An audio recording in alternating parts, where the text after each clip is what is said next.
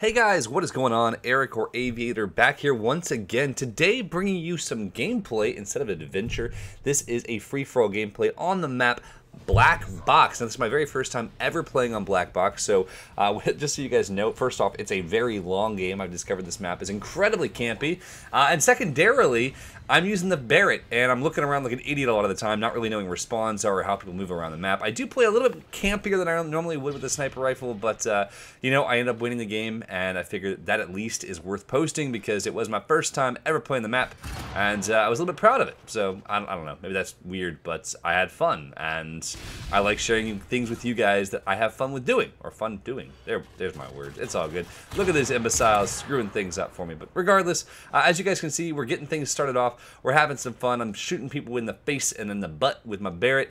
And I want to take a couple minutes today to just kind of have a chat with you guys. I have not sat down and had a good commentary chat in quite some time. And I wanted to share some of the things that have gone on over the last couple of weeks. I've been down at Pine Island Airport, ppgplanet.com, or sorry, planetppg.com. I always get that reversed for whatever reason. Doing some paragliding training and paramotoring training, and I've had a lot of fun. I got to meet some really neat people, and I ended up having a late night conversation that actually inspired this commentary, and that's simply about the topic of what you can do in your life to help others, and what you're doing in your life to inspire others, not just others, but yourself as well. And it was kind of an interesting thing. I ended up meeting a guy. His name is Larry, and he used to work for a giant manufacturer. He was a manager. He's actually retired now at an early age. He retired at 50, and he's an inspiration, man. He really inspired me. You know, he's married, he has a beautiful wife and family, and he's able to basically spend time in this situation where he's able to do what he loves. You know, every day where it's calm, he flies his paraglider or paramotor. Every day where it's windy, he goes kiteboarding or fishing and takes his boat out. And it's just, you know, he doesn't live a very extravagant lifestyle, but he's able to have the freedom to live life in the best way he can. And he's done some interesting things. He doesn't have kids, but he's done some interesting things in his life where he's basically been able to challenge himself to be a blessing to others using the Big Brothers Big Sisters program, you know, doing all that he can to help those less fortunate. And it really inspired me just to talk to him because he's put into words something that I've worked so hard to do with my life, which is take whatever successes I have and try to do what I can to share them and to grow them and to be a blessing and to help others.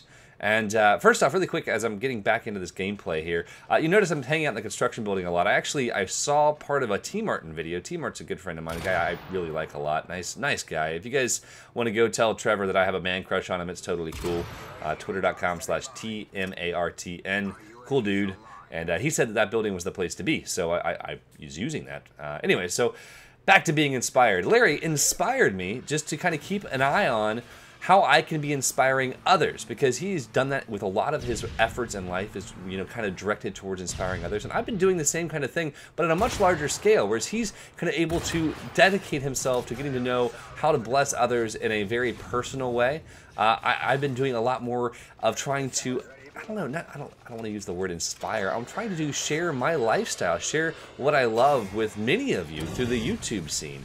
And I've done it through other manners as well throughout my life, but YouTube has been kind of, I don't know, this amazing platform to be able to talk to 50,000 people at once and say, hey, guys, look at all there is to do in life. Look at how we can be blessing each other and how we can be, you know, just living life large, man, doing more in life. It doesn't have to be, you know, one or two little things. You can go out and do literally anything you want to. You don't have to live in fear. You can live in this moment of epicness, and that's kind of what I've been trying to do with you guys, is kind of show you how epic life can be, both through adventures and gaming and everything else. And I don't know, I'm hoping I'm doing a good job of that. I've got some amazing messages over the last year from you guys telling me that I really have inspired, that I've been able to help you guys grow your lives, help you grow your lives. And as such, you guys have helped me grow my life, because, you know, I don't have it all figured out. I'll be the first one to say that I'm learning. You know, I'm a new father, I'm a husband, and I'm doing all that I can to inspire myself and challenge myself and grow my life, because there's a heck of a lot of living to be done, in my opinion, man. And look at my horrible aim. Wow, that's embarrassing. But regardless, this is kind of a weird commentary, I know. I think I'm 20-1 or something right there, though, which is a pretty good score. It does not stay that way, sadly. But as you guys will see, it starts slowing down here toward the end. I thought we were going to run out of time, honestly, just because it just seemed like no one was around, which is frustrating. But anyway, so that was where my heart was this morning. I wanted to share this stuff with you guys. I spent the morning at the farmer's market. My family has latched on to this farmer's market. It's a new farmer's market in our area. And so my mom and my older sister make bread, and they sell it there. And my little brother and his wife have started making boiled peanuts. Yes, we're from the South. We eat boiled peanuts. I freaking love boiled peanuts. I think boiled peanuts and beef jerky are the two perfect snack foods, honestly. Now, I know this is a huge, departure from what we were just talking about, but boiled peanuts and beef jerky are the perfect snack foods for anything because A, they aren't fatty, right? So they're high in protein. They have salt, which I love salt. It's not very good for my cholesterol, but I love salt. And boiled peanuts, delicious. You put some spiciness on them, some garlic on them. You can eat them up very, very easily, deliciously. Great late night snack. And beef jerky, man, I always said, whenever I have like $1 million in the bank or $10 million in the bank, whatever the number is, I haven't figured out what my number is. Whenever I have money beyond abandon, when I can't give it all away anymore, which I don't think I'll ever reach that point, but it would be really cool if I did. I don't know. I want to have a case, and by a case, I mean a pallet. I want to have a pallet of freaking boiled peanuts at all times. And a pallet of, boiled peanuts, a pallet of beef jerky at all times. There's my words. I apologize, guys. I'm a little bit spazzy, in case you can't tell. I'm speaking strangely. But yeah, I want to have a pallet of boiled peanuts, a pallet of beer, IPA, because I love IPAs. I want to have a really good IPA. Probably a Dogfish Head 90-minute IPA, or Cigar City High Life, or Sierra Nevada Torpedo. One of those IPAs, like a pallet of that, and a pallet of sparkling apple cider. I know it's weird, but I've been saying this for years. I don't want just any sparkling apple cider, though. It has to be the small bottles of sparkling apple cider. So anyway, that's my things, man. Whenever I have stupid amounts of money, which hasn't happened yet, but you never know. It may, I may win the lottery someday, even though I don't play.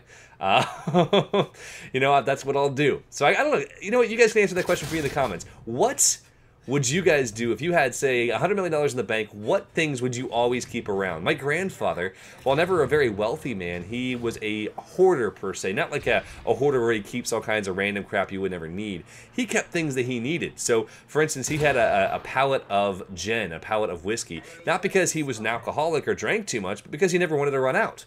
He bought things in bulk. He bought a pallet of his favorite shoes. A pallet of his favorite shoes. Why you would need a pallet of shoes, I have no idea, but he found these shoes. He thought they were the most comfortable thing on the planet. He said, well, these are the best shoes ever. I'm going to have these for the rest of my life, and these are my shoes. So, hey, I can't fault the man. What would you have a pallet of if you had $100 million in the bank, whatever the number is? Don't make it something ridiculous. Make it something kind of interesting, like something that most people wouldn't think of. Because some people will say, oh, I want a pallet of Ferraris. Well, they don't come on pallets, dumbass. But no, I'm just kind of curious. I think that'd be kind of an interesting question. And a follow-up question to that would be, what are you doing to inspire yourself or to inspire others? Because this is something I really am, I'm working hard on. It's not just to inspire myself, but to inspire my son, to inspire my viewers, to figure out, what we can do to make not just our lives better, but to make those lives around us better. Because there's so much in life that we can do. I mean, there's no question of that. There's so much in life. And here you're going to see me fail a final kill cam a few times, I think. But as you can see, that game slowed down a lot from a very nice beginning. And answer those questions for me, guys, in the comments below, if you don't mind. And let me know what you're thinking of me bringing some commentaries back. I'm going to do what I can to bring you guys at least one commentary per week on this channel, plus my adventures every week. I've got some incredible adventures coming up for you. I've got 8 hours of footage from the PPG week, I'm calling it, my paraglider week, and that's just me failing again. Gosh, it's so frustrating. When you got that final kill cam on, you're like, oh, I'm going to do something cool. I'm going to do a no-scope. No, I'm going to throw a throwing knife. No, I'm just going to fail and die. That's what I'm going to do.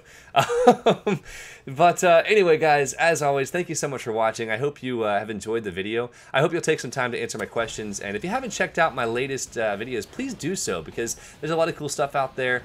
And yeah, I hope you have a great day. I did get a throwing knife kill cam, which is not a very good one, but whatever. I'm having fun with the game, and I'm looking forward to playing some games again in the very near future. So check out my daily channel as well. I'll talk to you soon, guys. Have a great day. Bye-bye.